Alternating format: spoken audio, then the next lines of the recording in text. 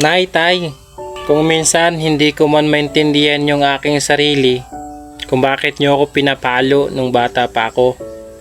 Kaya sa mga bata dyan, ito lang ang sasabihin ko sa inyo. Kung pinapalo man kayo ng mga magulang nyo at pinapagalitan man kayo, isipin nyo na lang para sa inyo din yun. Kasi nung bata pa ako, pinapalo ako ng magulang ko. Pero ngayon na malaki na ako, doon ko na napagtanto ang lahat. Na ginagawa pala yun ng aking magulang dahil para sa akin din at hindi para sa kanila.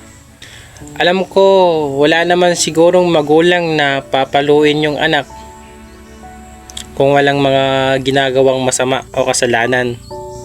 Dati, hindi ako nagikinig sa magulang ko kapag inuutosan ako. Pero ngayon napagtanto ko, ganun pala yun. Kaya ma, pa, sorry. Sorry po sa lahat ng mga nagawa ko noon. Kaya ngayon na malaki na po ako at mga pinagsisihan ko na mga nagawa ko noon. Kaya kung ibabalik ko lang po yung panahon, ibabalik ko yung panahon na itama ko yung mga mali ko.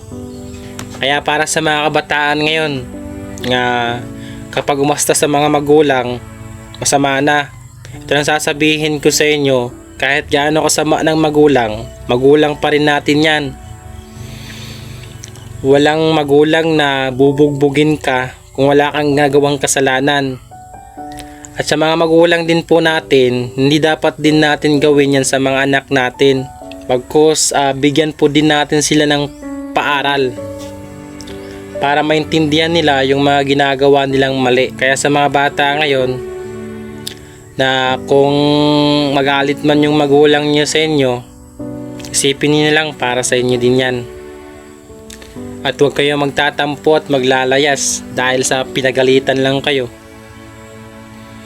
Kaya ito lang masasabi ko sa inyo hindi naman sa naninimasok. Mahalin niyo magulang niyo habang andyan pa at pakitaan niyo ng maganda. Kasi hindi sa lahat ng panahon andyan sila. Once na mawala sila sa atin, wala kang pagsisisihan sa bandang huli. Sa karamihan ngayon, doon nila napagtanto kapag wala ng magulang. Kaya habang andyan po sila, bigay natin yung pagmamahal na para sa kanila. At ipakita natin yung anak para sa magulang at magulang para sa anak. Kahit gaano pa ito kahirap at kasama, magulang pa rin po natin sila. Maging anak tayo para sa magulang.